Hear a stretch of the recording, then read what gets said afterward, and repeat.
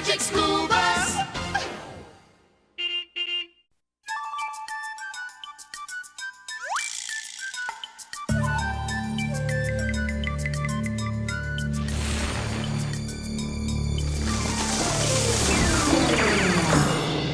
I'm telling you, something's missing.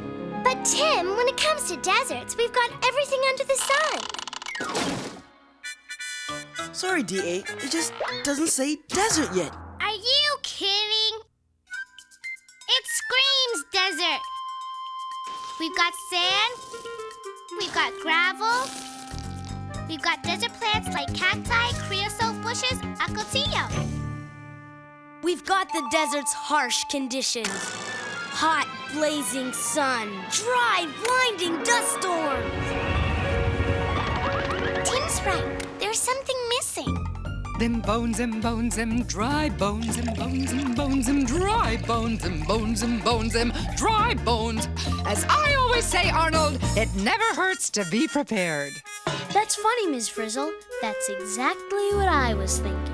I know. Desert animals. That's what's missing. Ms. Frizzle, a diorama will never be complete without desert animals. Dynamic deduction, Phoebe. Huh? These should do for now. Now? It's later I'm worried about. Thank you, Ms. Frizzle.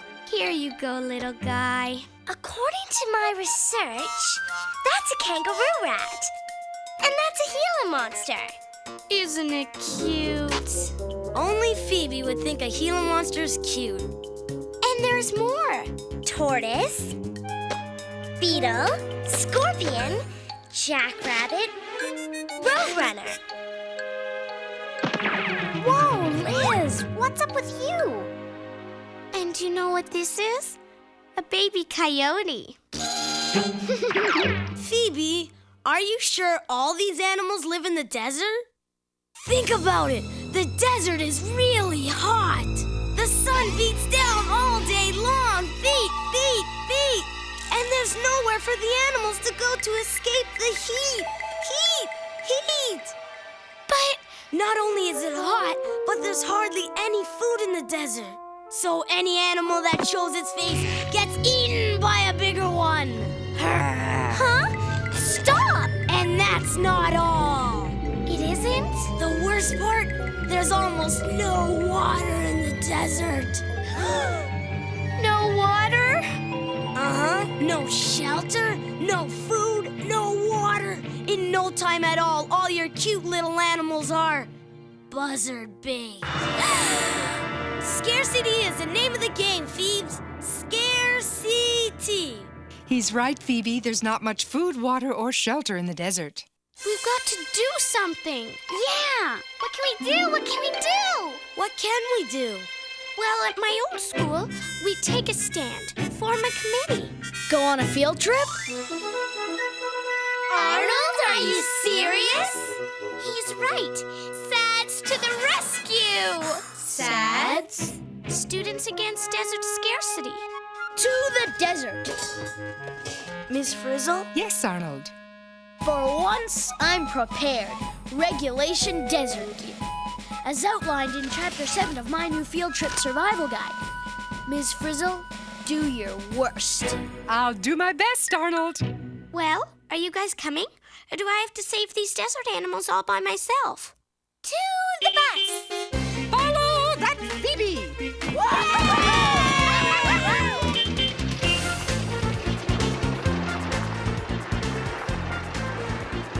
Hey, Arnold. So what do you have in that knapsack anyway? Oh, a little sunblock, snakebite kit, a few desert mallow blasters. What? No football? Carlos, we are not going to the desert to have fun. We're not. The desert is full of surprises, Phoebe. And this bus is so slow. Can't we go any faster, Miss Frizzle? Every second we waste means those poor little animals are out there suffering. Well, that's one way of looking at it, Phoebe. Okay, bus, do your stuff.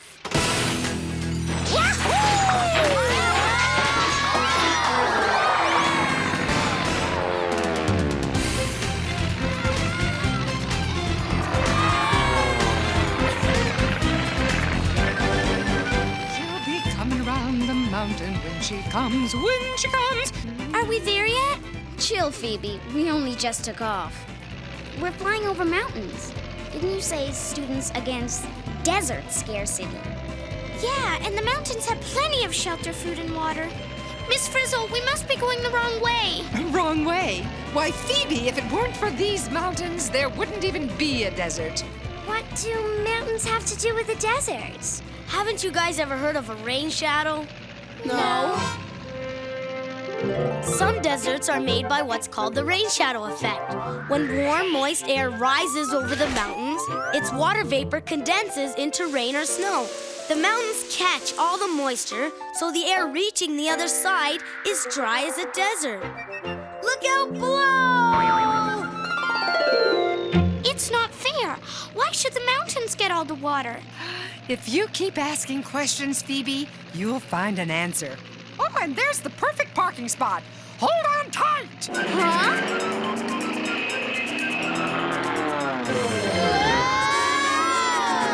Field trip tip number 63. In the event of a rapid loss of altitude, you may want to put on a parachute.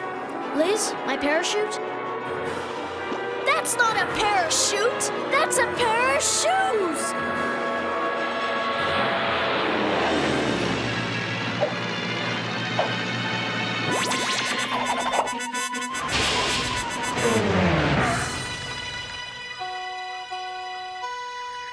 Look at this place.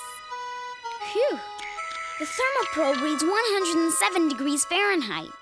That's hot. How can anything live here? Is it just me? Or does this look like the final field trip? Come along, class. We're here to experience the desert. Take chances. Make mistakes. Get dusty. Field trip tip number 87. Not a problem. Come on, you guys. Students against desert scarcity. Remember, we've got work to do. Desert scarcity? What about dessert scarcity? I'm hungry. Hey, Arnold, where are those Mallow Blasters? I'm afraid they've melted. How can you even think about eating when all those poor little animals are suffering from hunger? The only poor little animals I see are us. There's one. Why, that's a collared lizard. And that's a funny-looking bird. That, Keisha, is a fine example of a hungry roadrunner chasing a delicious lizard to eat. Come on, we have to protect that lizard. Huh? At my old school, lizards never ran on their hind legs. Quick, everyone, back in the bus. Phoebe, what are we doing? How would you like to be a lizard being chased by a hungry roadrunner? Ooh, a situation worth exploration, Phoebe. Wow, cool! We're a Gila monster! As I always say, when the going gets hungry, the hungry get going. Bad, oh, bad, bad, bad. And getting worse. It's gaining on us. I hate field trips where we get eaten!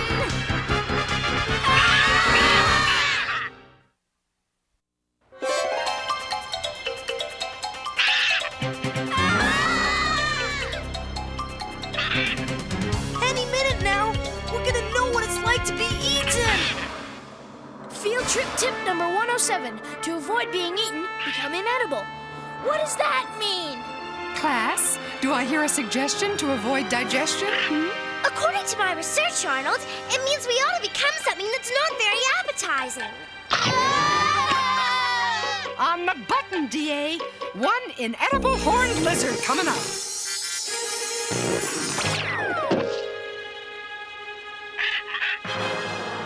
Phew, close one. Well, first-hand experience tells us roadrunners don't like lizards with spikes. Would you?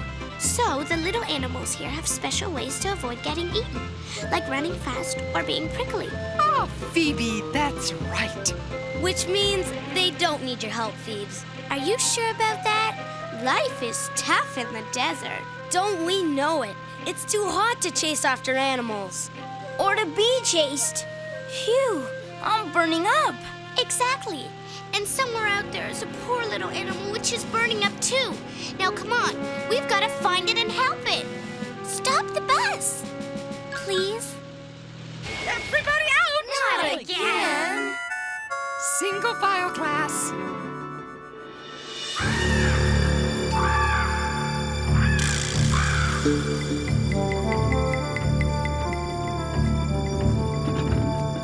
I'm hot.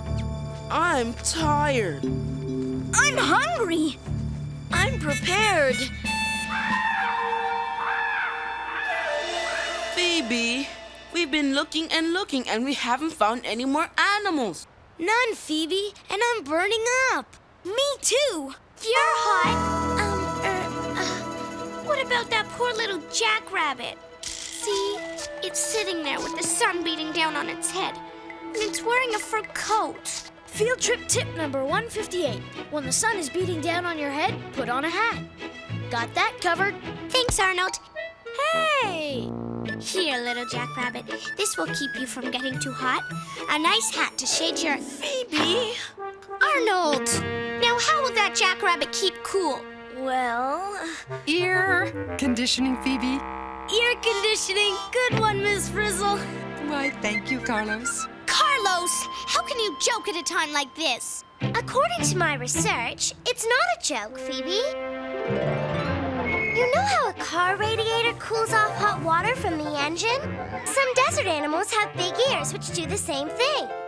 When their warm blood moves through their big ears, it gets cooled off in the same way. Stay cool. Come on, Phoebes. Just admit it. The lizards don't need your help, and neither do the jackrabbits. Okay, so the jackrabbit has a way of keeping itself cool. But what about that? Oh, that is a desert tortoise. You don't usually see them out in the heat like this. See, an animal in need. Come on! We've got to help it. We do? Carlos, don't be so selfish. How would you like to be a tortoise roasting in the hot desert sun? I wish you hadn't said that. Ooh, as I always say, there's more than one way to beat the heat. Oh, no!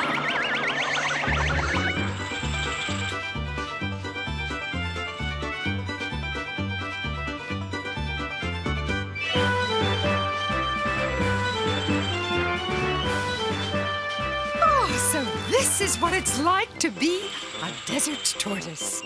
Where are we? In a tortoise burrow, an underground shelter. It's a lot cooler down here. Ah, good observation, Keisha. Yes, another animal that can keep cool without your help, Feeblino.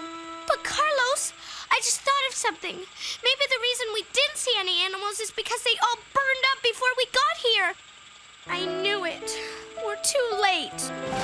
Whoa! What's happening? Oh, class. The bus is now an automatic turtle. We're being pushed by another desert tortoise.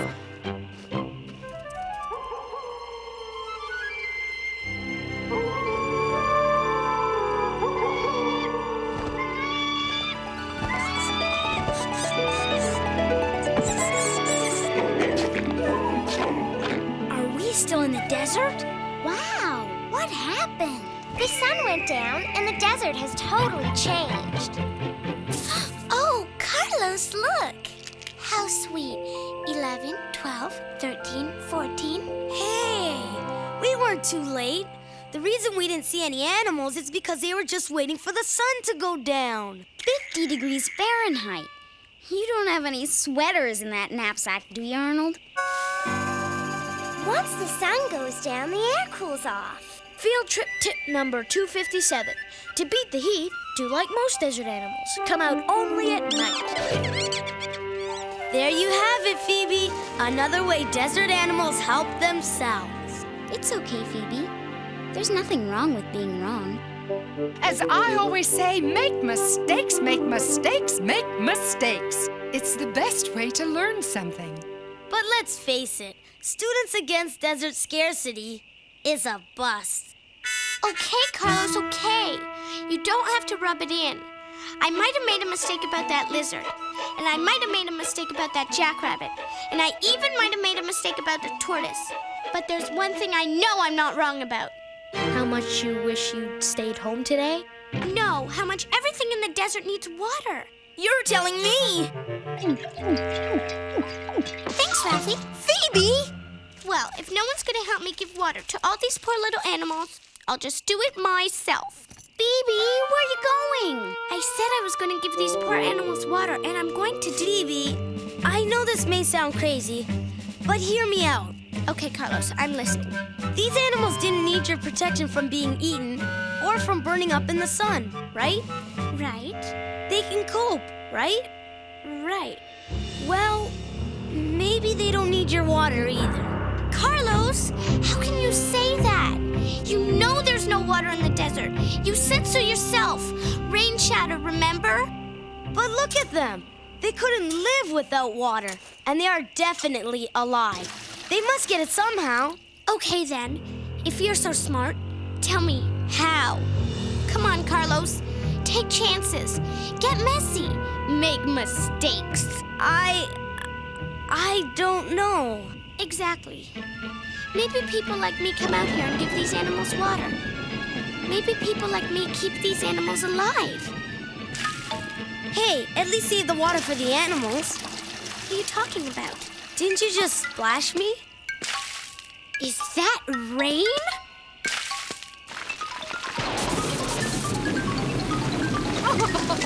Everyone back on the bus. Rain? In the desert? It doesn't rain here very often, class, but as I always say, not very often is a long way from never. And the desert is a long way from needing my water. And we're a long way from the bus. Come on, Phoebe. Doesn't it feel great? Now we're talking water. It's amazing.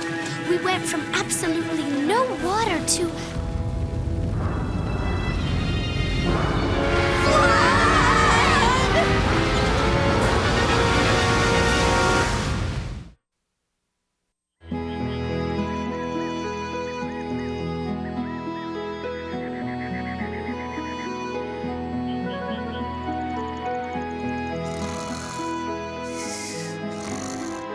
Good morning, class. Everything's right as rain. Huh? Where are we? What happened to the desert? Is this a dream? No, Phoebe. It's the desert after a rainstorm. Everything's changed. There's so much activity. What happened to all the scarcity? Look at all the plants and animals. Oh, desert life never ceases to amaze me. Do you see what I see? Flower power. It's as if they were waiting for enough water to bloom. There are shrimp in this puddle. Shrimp in the desert? And pigs, too. Look. Actually, that's a peccary, a desert relative of pigs. And that cactus is full of water. According to my observations, this piece of cactus is juicy on the inside and waxy on the outside. Hey, maybe that waxy stuff keeps the water in. As I always say, when it pours, the desert stores. You know, Phoebe, you were right. The desert does need water, and the animals need protection from being eaten and from the heat. Yeah, but Carlos, you were right too.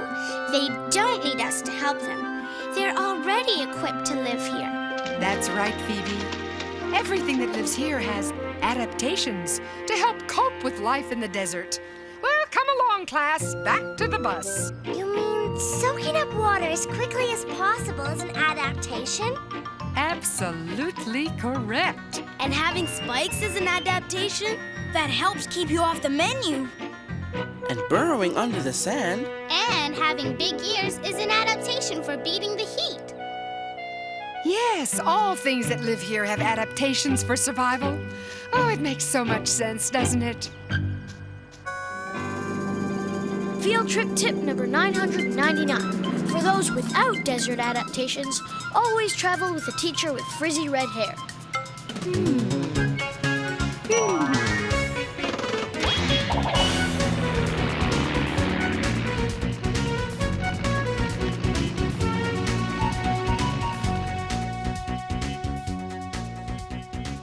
Well, I have to say, except for the part where we almost got eaten, and the part where we almost burned up in the sun, and the part where we almost drowned in a flood, my field trip manual was really helpful. So glad you enjoyed it, Arnold. Well, now that I know that all these plants and animals have adaptations to help them cope with living in the desert, that gives me some time to save something else. Phoebe, I don't think this is a... I tell you, we've got to do something. Phoebe, we just did something. A whole bunch of somethings. But this time it really is an animal in need. We'll call ourselves SASH. Sash? Students Assisting Sleepyheads. Carlos! He obviously has no adaptations to cope with desert field trips. According to my research, Phoebe, hibernation is an adaptation. As I always say, if you can't take the heat, get out of the desert.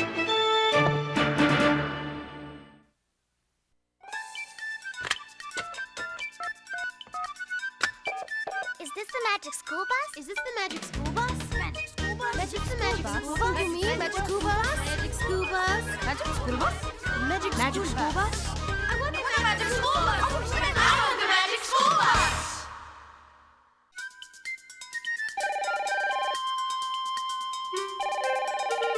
Are you sure the producer wanted this fake cactus, Liz?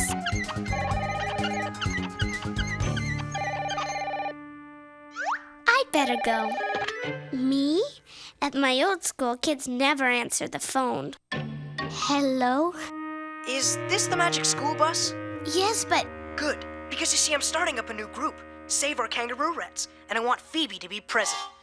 you do? I mean, that's nice of you to say, but kangaroo rats don't need to be saved.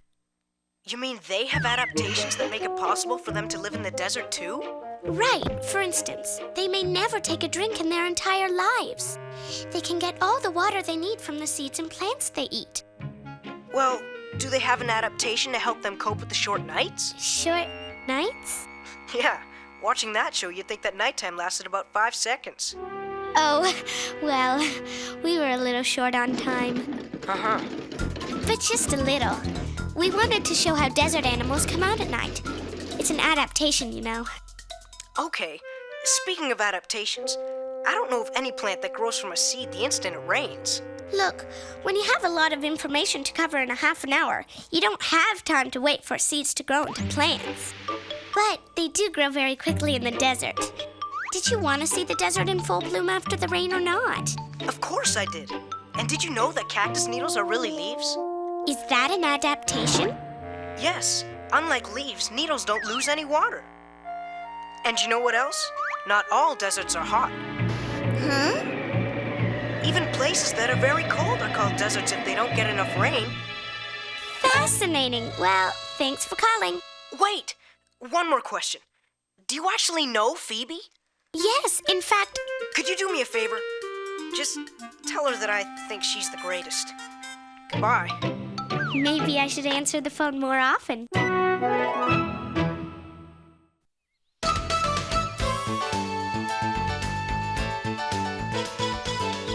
It's very nice, you guys, but it's nothing like a coral reef. According to Ms. Frizzle, a reef is a shallow place in the ocean. Ms. Frizzle also said that a coral reef is built by tiny animals. With tiny tools? Carlos! I meant tiny underwater animals, Carlos. Well, according to my research, coral reefs are alive.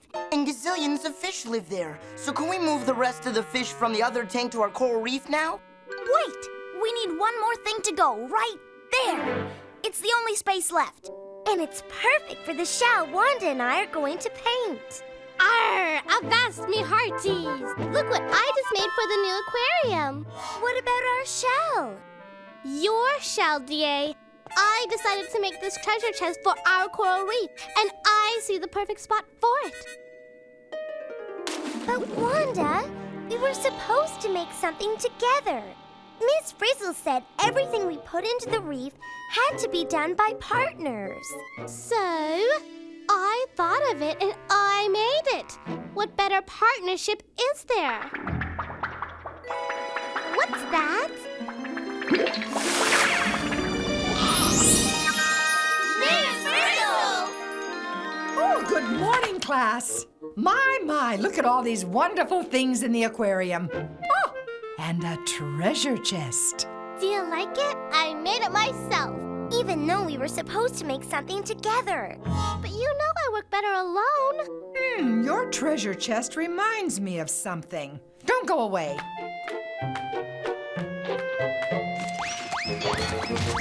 Ah, here it is.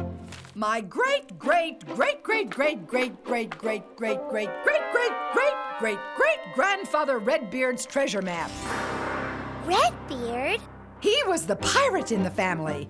A long, long time ago, of course. You had a real pirate in your family? Why not? This map's been in the family for centuries. Wow! A real map of a real place! Then this must be a real coral reef, and the treasure must be real too. Is it, Miss Frizzle? Well, Wanda, there's only one way to find out. To the bus!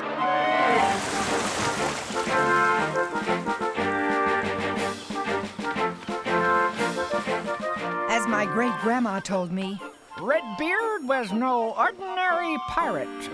Why am I not surprised? instead of making his victims walk the plank, he took them along on adventures in his pirate ship. You mean he took people on field trips too? Oh, yes. They went everywhere and anywhere. No way! He must have robbed and plundered like a normal pirate because he left a treasure! We don't know that for sure, Wanda. All we've got is a map. And according to that map, we're here! Coral Reef Ho! Drop anchor!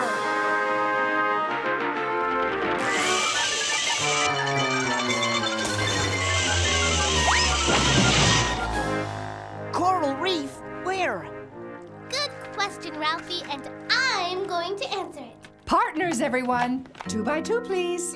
Partners? Yes, you know, like Keisha and Ralphie, Tim and Carlos, Phoebe and Arnold, and you and me. I don't need a partner. I'm a pirate, not a Weasley wimp.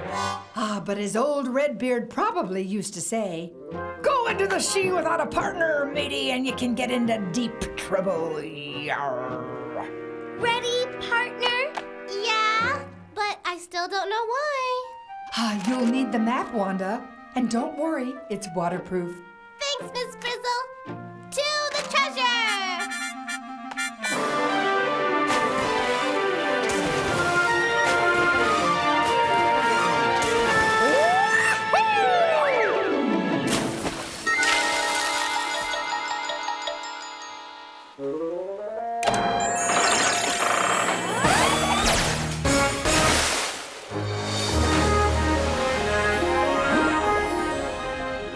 Is this it? Is this where the treasure is? It doesn't look anything like our aquarium. Yeah, where are all the fish? According to my research, there's not much food and no shelter for fish in deep ocean water. But there are lots of different kinds of fish living in a coral reef. So where's the reef? All I see is a lot of deep water. According to this treasure map... Whoa! Hold everything! Look at that! Look at the size of the fish. Now we're talking coral reef. And now we're talking fish. But are we talking treasure? Wanda, wait for me. Hurry up, DA. Partners, they slow you down. Wanda, wait for me. What's that? It looks like an old chain. And it's got a pirate's mark on it. Looky, looky, look! That chain is the dotted line on the map! See, it leads to the treasure. I think it goes somewhere over there. Not so fast, Wanda. We've got to stick together. We're partners, remember? What good did a partner ever do anyone anyway? Good question, Wanda. Liz. Oh no! Wait! I take back the question!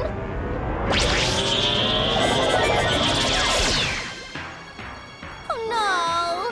Me and my big mouth!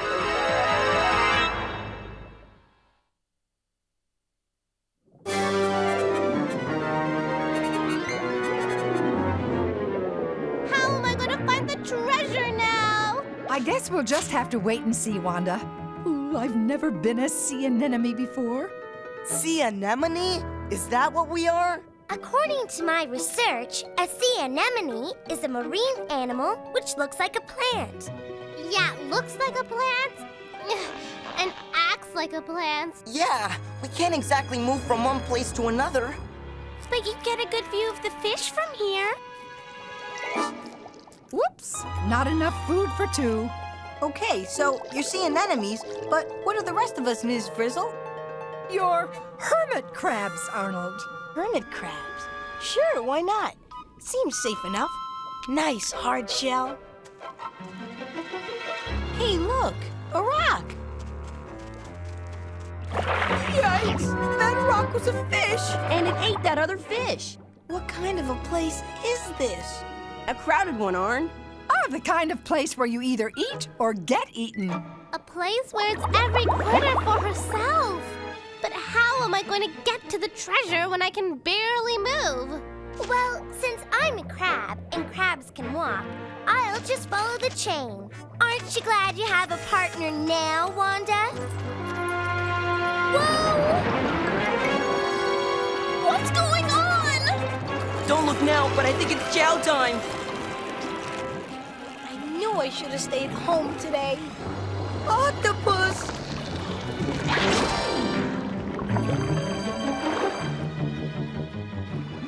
Oh no! Over here, Arnold!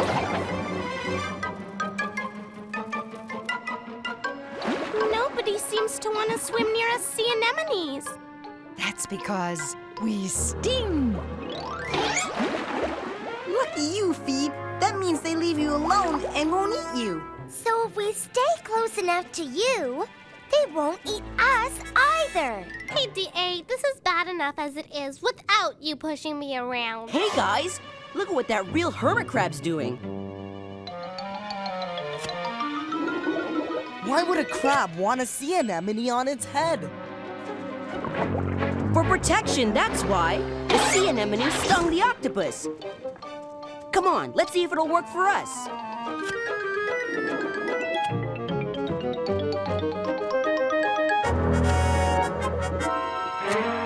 You know what, buddy? It's kind of nice being able to move. And I get to eat what you eat. And you give me protection. Now that's what I call a partnership. I just thought of something, DA. If I get up on your shell, I'll protect you from the octopus, and you can take me to the treasure. You got it, partner. To the treasure! Come on, partner! Faster!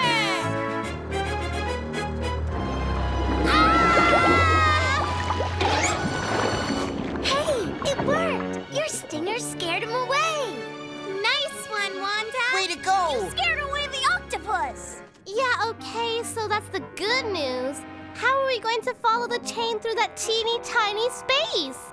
Now there's a question worth diving into, Wanda. Oh, Liz!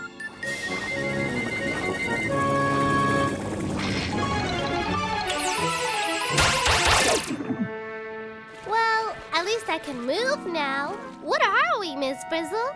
We're pistol shrimp, Wanda. We live in burrows in the coral rubble. Can ya dig it? You bet. Now I can dig a hole through here so we can get to the treasure. What about us, Miss Frizzle? We're fish, and fish can't dig. You're right, Tim. You're a goby fish. A goby fish? Didn't I see a fish that looked like us get eaten? Time to find a place to hide. But where? These claws are great for digging. Better than a shovel any day. But I sure can't see very well. Even if I do find the treasure, I probably won't see it. Shark, hide. Hide? Where? There's no room. Do you see what I see? Hiding places! Move over, Wanda! D.A.! What are you doing? Hide! There's a... Golly, you're wrecking my tunnel! There won't be a tunnel if you get eaten by that shark! Shark? Shark? Shark! Whoa! Thanks for warning me, partner. I couldn't see that shark coming. Man, it's a good thing for us gobies that you shrimp dig places to hide and don't mind sharing. And it's a good thing for us shrimp that you gobies warn us when there's danger we can't see. Is it just me, or are shrimp and gobies partners for a reason? Survival, Ralphie, survival. Each one helps the other to live. Hey, you guys! Look! You won't believe it! What is it? What is it? I can't see! Wow! Awesome! Is it the treasure, D.A.? No, but I see where the chain goes. I'll check it out. Don't go without me. I'm your partner, remember? Ooh, I need a partner who can get me safely to the treasure, Miss Frizzle. Oh, Liz.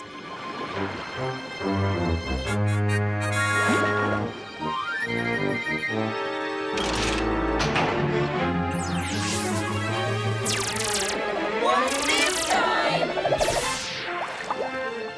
Yes, this is more like it. What's more like it? I know I'm a shark, but what are you? We're remoras, D.A. Fish with suction cups that attach themselves to sharks. So they can get a free ride, right, Miss Frizzle? A free ride and a free meal. Wahoo! But what do we sharks get out of this deal? Ooh, something's itching me. Maybe we get rid of these little critters stuck all over your skin. Mmm, tasty. Thanks, Ralphie. What a partner. Those guys were really starting to bug me. Keisha! I guess these little crunchy guys are tasty for me and bad for you. But what I really think is that this twosome is ready to find the treasure. What do you say, partner? I say not if we find it first. Go, Tim! Oh, yeah? Hang on, Wanda!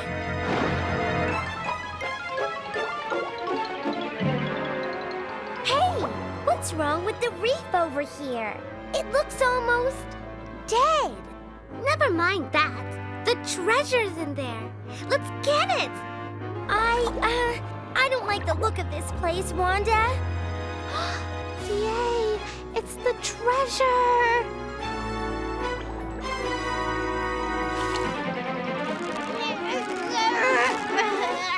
Let me help. I'm bigger and stronger.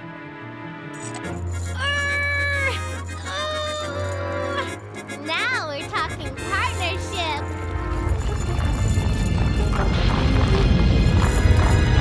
Oh, no!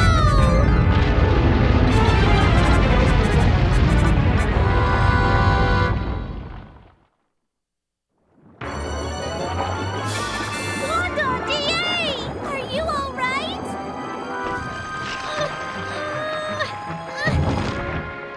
We found it! We found the treasure! But when we pulled it out, look what happened! A big piece of the reef broke off! And now the treasure's underneath all the stuff!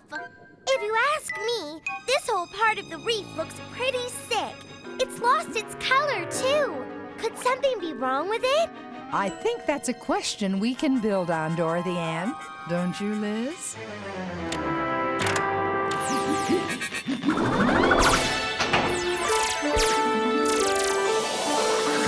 What do you know? We're humans again.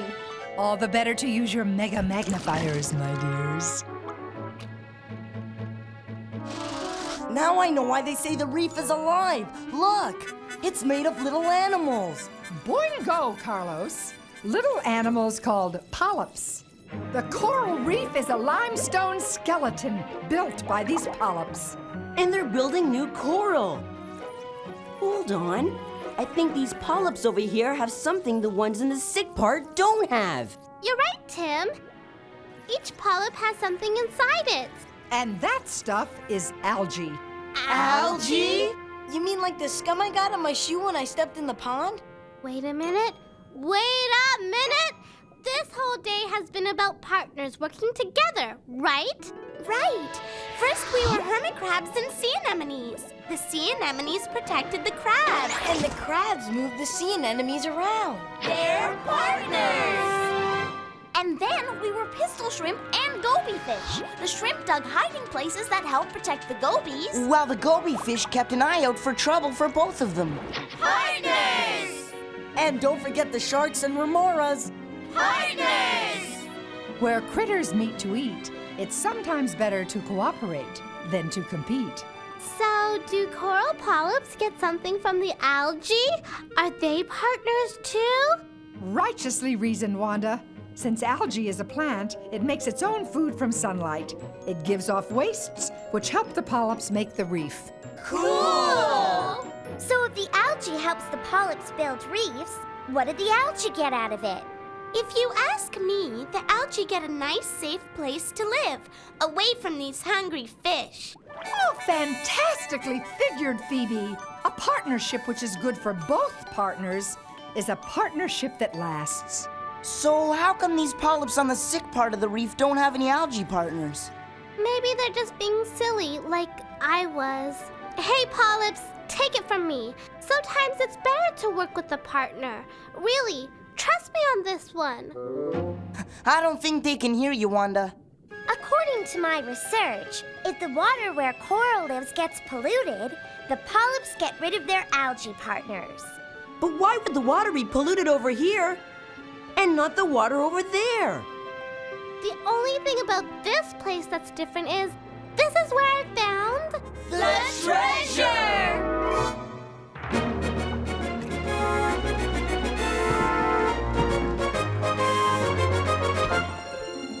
This chest is made of some kind of metal. Looks like copper to me.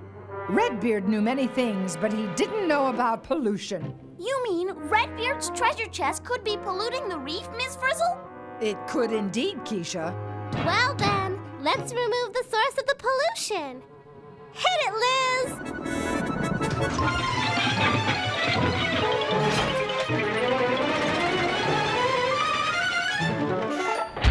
Now let's clean up this place. Wanda, what are you doing? Trying to get some clean water in here to give these polyps a chance. Good idea. Way to go, Buzz! It's working. These polyps just took in some algae. And they're starting to build coral again. The partnership is working. But won't it take forever for these polyps to build up the reef again? Never say forever, D.A. Normally, it would take hundreds of years. But I think today we'll speed up the process a little. Take it away, Liz.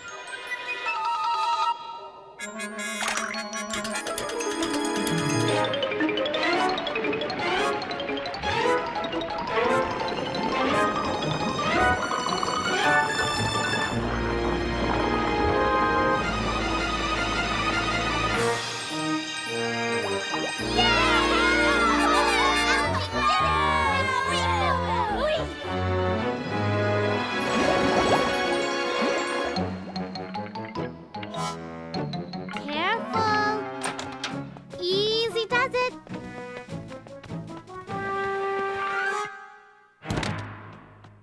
So, who's going to open it?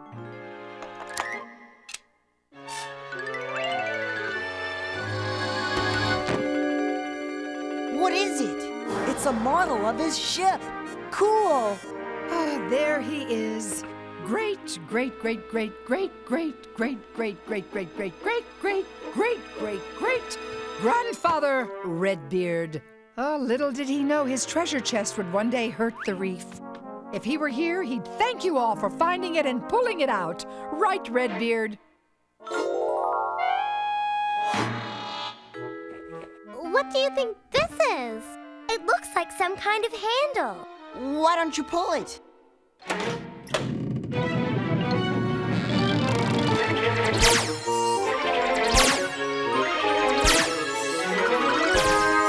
Well, what do you know? It's an MSG. A what? A magic Spanish galleon. I told you Redbeard was no ordinary pirate.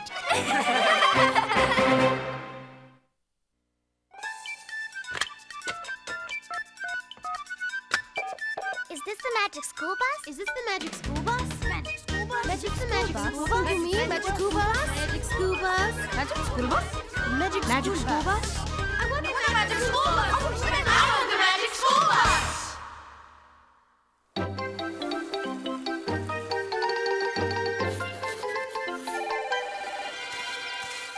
Magic School Bus, the producer speaking. Hi, I just watched your show on coral reefs and thought it was terrific.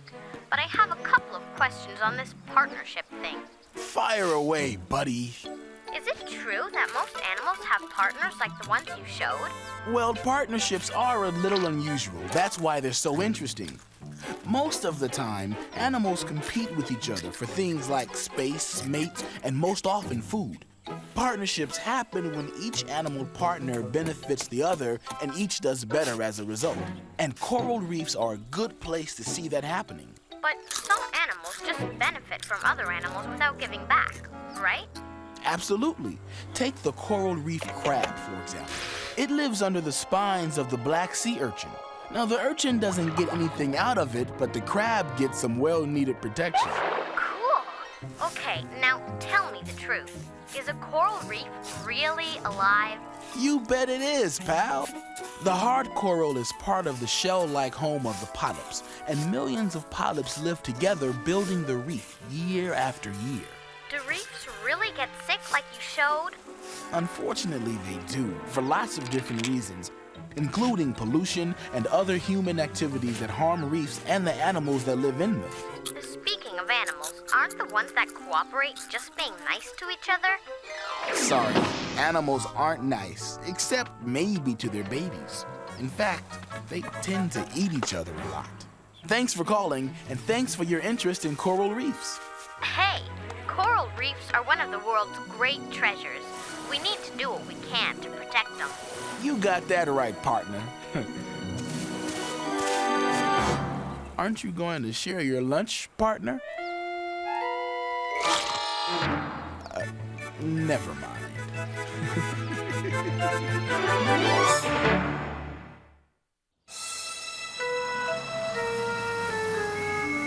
It all started on a Monday morning, before the first bell. But it wasn't just any Monday morning.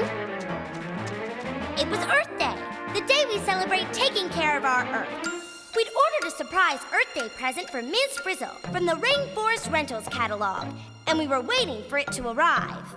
Mail order? Ha! I call it fail order. Miss Frizzle will be here any minute. Meanwhile, Tim was seriously stuck on his essay assignment. What does Earth Day mean to you? What does Earth Day mean? Well, to me, Earth Day means thinking about how animals and plants all live together, like those squirrels and that oak tree.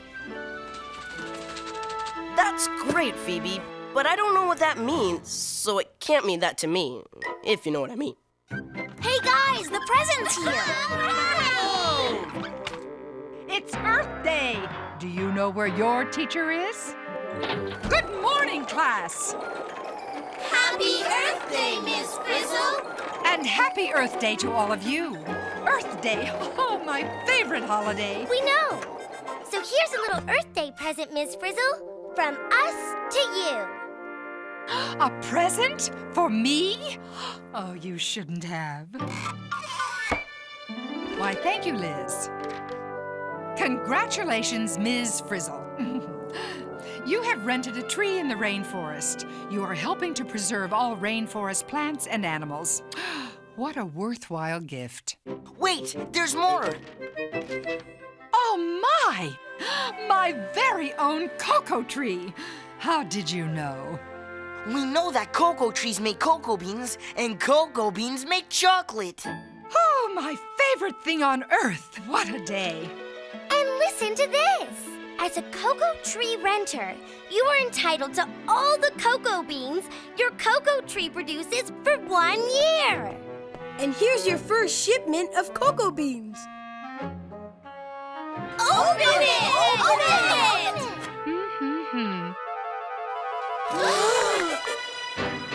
That's it?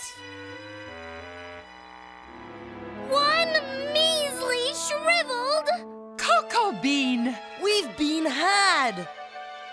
Look, there's a note. Due to circumstances beyond my control, your cocoa tree is temporarily experiencing a cocoa bean shortage. Signed, Inspector 47. A temporary cocoa bean shortage? What's that supposed to mean? It means no cocoa beans. But why? Things don't happen without a reason. Ah, a meaningful point, Tim. I knew that look. I didn't even have to ask, but I did. Miss Frizzle, where are you going?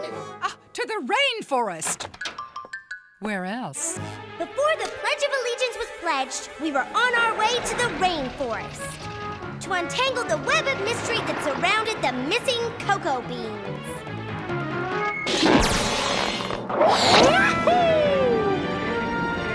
Don't worry, guys. According to my sense of truth, justice, and the Milky Way, I'll crack the case of the missing cocoa beans, or my name's not... Detective D.A. What's this? Cool! My own RFI license! What's an RFI? A rainforest investigator. Every continent needs a few. And a rainforest handbook! Now I've got everything! Except a partner. Every good detective has a partner. Dorothy Ann's in charge of the investigation, Tim, and you're in charge of the big picture. The big picture? As big as Earth itself. Before we knew it, we'd arrived at the rainforest. Whoa! It's wall-to-wall trees down there. It looks like they're connected to each other. How are we ever gonna find Miss Frizzle's tree?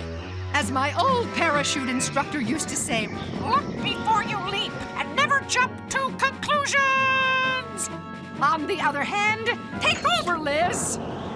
Single file, please.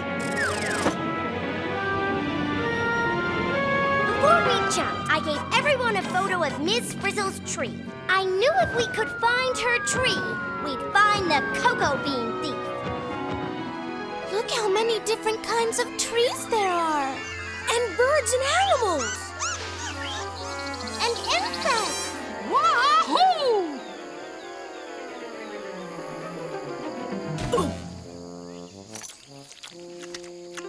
Excuse me, guys. Have you seen this tree? Is that a note? Okay, I'm out of here.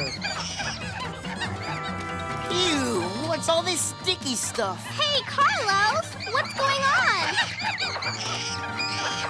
on? They weren't expecting visitors. Let's get out of here. Wait. Yum, fruit juice. Wow, those monkeys are regular juicers for all these ants. Yikes! An anteater. This must be his favorite rainforest restaurant. Hey, D.A., look at this. There's more than just cocoa trees in the rainforest. There are tons of fruit trees. And if we're looking for suspects, what about these guys? Maybe they like cocoa beans too. I figured Tim was barking up the wrong tree, so I had to set him straight. Listen, partner, we're looking for this tree and a suspect named Inspector 47. Okay? Well, yeah. But to get the big picture, maybe we need more info. D.A. We've got a match. There's the Frizz's tree. It's your cocoa tree, all right, Miss Frizzle. Oh, it's beautiful. I just want to hug it. Sorry, Miss Frizzle, you can't touch a thing. According to my handbook, we've got a dust for fingerprints. And according to this picture, the tree should be covered with pods. But it's not. There's only flowers. How come? There's no sign the pods have been picked. It's as if the cocoa tree just stopped making them. No pods, no beans. But the tree is healthy. Just look at all these flowers. So what's going on?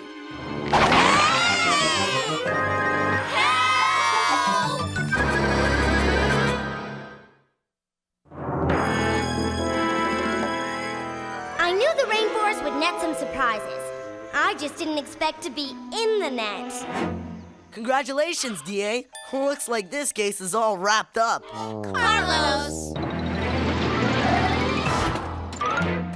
At last, I have captured the cocoa bean thieves. All you've captured is trouble, mister. A rainforest investigator. Mon Dieu. My humble apologies. Please do not report me to Inspector 1 if he ever found out. Wait a minute. Who are you? I am Inspector 47. This is my little patch of rainforest. Well, this is the tree we rented for Miss Frizzle. Miss Frizzle? Ah, and they're students, of course. You are concerned about the cocoa bean shortage, no? Yes. You're not alone. Neither is Miss Frizzle's cocoa tree. It looks like none of these cocoa trees have pods. Well, they used to, but for some reason, all of the pods have gone poof. That is the bad news. But the good news is, all the mud wallows have also gone poof. Mud wallows? Ouais. Patches of filthy mud filled with the little pools of disgusting water. Not only that, I have gotten rid of the horrible bugs and the pesky peccaries. Look, Inspector, we didn't come down here to study mud-free, bug-free, peccary-free zones. We came to crack the case of Miss Frizzle's missing cocoa beans. Un moment. Inspector 46. Inspector 46? Yes, Inspector 46. My neighbor is madly jealous of my bug-free, peccary-free, mud-free place of work. So he put the curse on my cocoa trees. That is why they no longer produce the cocoa beans. J'accuse Inspector 46. J'accuse! I wonder if the bugs and peccaries could have something to do with the missing cocoa beans. Stick to the facts, Tim, just the facts. This is about cocoa beans, period. But the question still remains. What would cause healthy cocoa trees to stop making pods? Hey, you guys! Over here! A hummingbird with pollen on its beak. Isn't he cool? Look how he just fits inside the flower. Where's he going? Well, as my cousin Bee always says, pollen's gotta travel for its wonders to unravel. Okay, so the hummingbird carries pollen from flower to flower, pollinating them so they turn into seeds or fruits or bean pods. Maybe the flowers on Miss Frizzle's tree didn't get pollinated. No pollination. No pods, no beans. That's it. This is a case of missing pollen, and I'm going to prove it. Sorry, DA. No pollen missing here. This cocoa flower's making plenty of it. Okay, so I was wrong. Then suddenly, the case opened up like a flower to a bee. I think it's going to pollinate Miss Frizzle's tree. No way, Arn. This bee's too big to get into a cocoa tree flower. If the bee's too big, then it must be a really tiny insect that carries pollen between the flowers of cocoa trees. So, where are they? faster than you can say Earth Day, the case of the missing beans had turned into the mystery of the missing insects. And to find the insects, we have to find a cocoa tree with pods. You are now leaving the mud-free zone.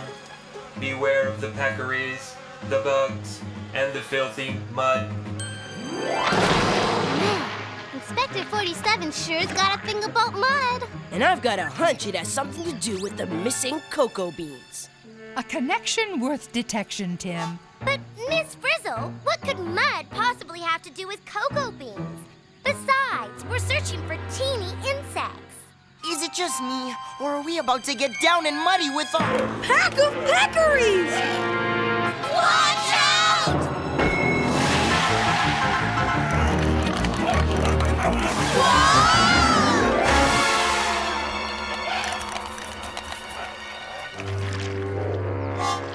Just when it looked like our Earth Day investigation was turning into Mud Day mayhem, Ms. Frizzle gave us a boost.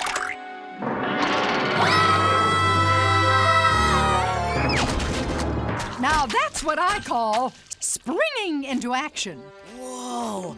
Look at all these cocoa trees! And they're loaded with pods. And real live cocoa beans.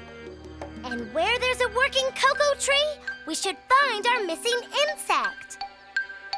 I was right. The flower was getting pollinated by a teeny-weeny insect. Which, by the way, goes by the name of midgefly. So I get it. Midgeflies carry the pollen, From the flower of one cocoa tree to the next. and the pollinated flowers turn into pods. That are filled with cocoa beans. That make chocolate. Get the picture, Tim? Got it, Miss Frizzle. It's all in here. Hey, where'd the water come from? Up there, What's that? a bromeliad. Need to take a closer look? Check it out. You're not gonna believe it. There's a whole world of life going on here. There's a slug drinking water, an iguana taking a bath, a frog laying eggs, and the eggs hatching into tadpoles. All in the same plant?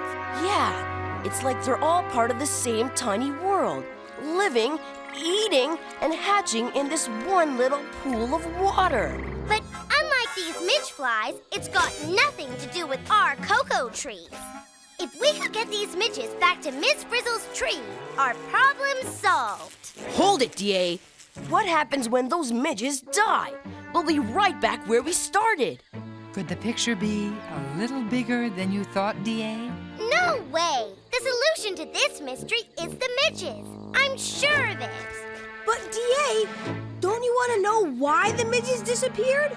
Yeah, things aren't always what they seem, like this bromeliad. It's not just a plant, it's a pond of water, too. And things live in water. Take away the pond, and the slug, the frog, and the insects would all disappear! Tim! Ugh, what Earth Day means to me. Welcome to Mudville, Tim. Mudville, this is Bugville. D.A., quick, your magnifying glass.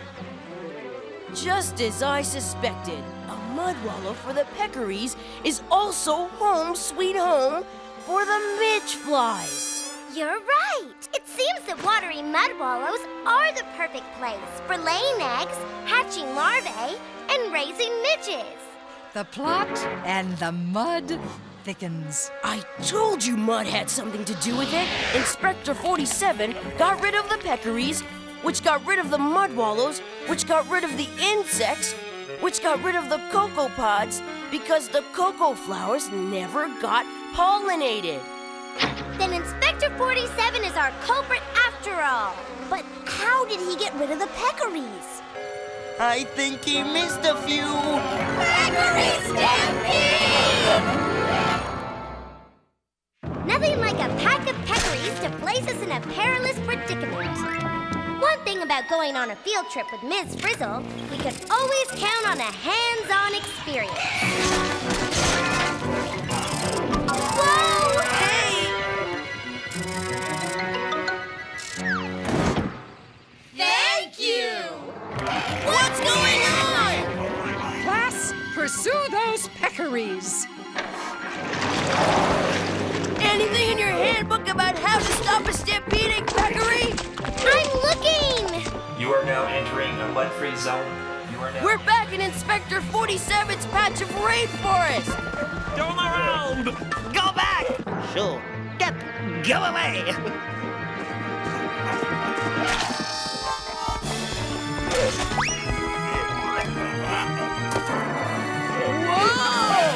Tim, come back! Look what you have done to my suit! I will not allow those filthy animals in my patch of the rainforest! Those filthy animals, as you put it, are just what your cocoa trees need to make cocoa beans. Of course. It is the peccaries who make the cocoa beans. She is not only a rainforest investigator, she is a comedian. We'll see who has the last laugh, Inspector. It was time to prove our theory and wrap up the case of the missing cocoa beans. For your cocoa trees to make pods with beans, your cocoa flowers need to get pollinated by midge flies. And midges need watery mud wallows to breed in. And mud wallows are made by peccaries. Do you follow me? What? Then I'll continue. The peccaries who make the mud wallows left because the, Whoa! Nellie Bell! Nice of you to drop in, Tim. Wait a minute. What's this? So that's it. What is it? The peccaries left because there was no ground to wallow in. Because you, Inspector 47, cover the rainforest floor with artificial turf. Is this true? Yes. It is true. But how was I to know a little artificial turf would ruin my cocoa trees? That's because you didn't know that you were messing up the big picture. Pardonnez-moi? Whether it's the blossoming tree that feeds the monkey, that feeds the ant, that feeds the anteater, or the tree that gives the bromeliad plant a lift to the light, which then gives animals in the trees a place to drink, to eat, and to breed. The truth is, the rainforest is filled with plants and animals that are connected in trillions of ways. And all the connections in this big picture form a web, the web of life. And all plants and animals, including people, squirrels, oak trees, cocoa beans, peccaries, fish, or inspectors, are part of the web. It's what Earth Day is all about. All I wanted was to save on my dry cleaning bill. And mon Dieu, I have spoiled the web of life! It can happen, Inspector. But in this case, nothing has been ruined. It hasn't? No! We can repair the link between peccaries and cocoa beans by returning things to the way they were. Can't we? I hope so. I will reap up these filthy artificial turf with my bare hands! And so, the mystery was solved. The artificial turf was history. Tim found the meaning of Earth Day when he figured out the web of life.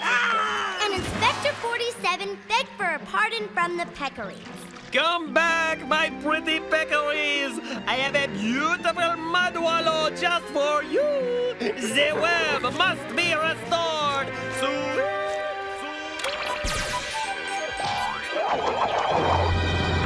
It was a happy Earth Day after all.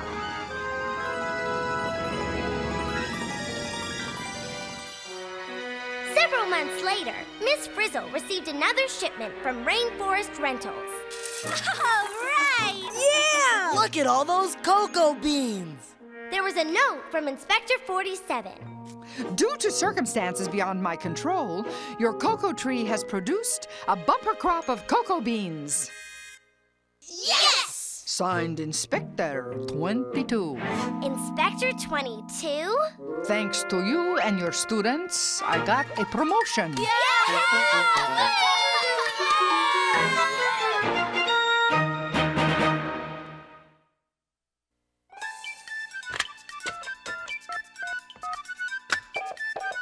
magic school bus? Is this the magic school bus? Magic school bus? Magic the magic school bus? You mean magic school bus? Magic school bus? Magic school bus? Magic school bus? I want the magic school bus! I want the magic school bus! Thanks, Liz. Now, give me all your 7s. Hey, come back here. I was winning. Hello, Magic School Bus. Producer speaking. First, I want to know what happened to all those cocoa beans. We're roasting them now. Roasting them? Yep. We're making our own chocolate, and roasting the beans is the first step. Anything else? Yes. At the beginning of the show, you showed some squirrels in an oak tree, but you never talked about how they're connected. Good point. The squirrel that buried the acorn was storing food, but squirrels don't dig up all the acorns they bury. Oh, so they also plant seeds for new oak trees. Exactly. I'm glad you brought that up. It's not only the rainforest, which depends on the web of life. Everywhere, even in my backyard, there were relationships like that going on right now. How right you are. Thanks for calling. You're welcome. Okay, Liz, how's the chocolate coming? Magic School Bus. How about shedding some light on my midge problem? And what midge problem might that be? Well, if there were pools of water up in those bromeliad plants, and the midges needed a watery place to breed, why didn't they just breed into bromeliads? Good question. In real life, there are usually more ways for things to happen, but we wanted to keep it simple. Well, you sure kept it simple and silly when it came to Inspector 47. How do you mean? He was the lamest, most overdone, phony baloney official I've ever seen. I mean, he was straight out of a cartoon. Could you hold on for a second? Hello? I heard that coming. Would you like to talk to the young man? Absolutement. Are you calling me a cartoon? Well, that's what you are. Who would run around the rainforest in a white suit, talking like Zeus? I would, and I do. And however you look at it, you and I are connected by the web of life. Yeah? Well, we won't be connected by telephone if I hang up.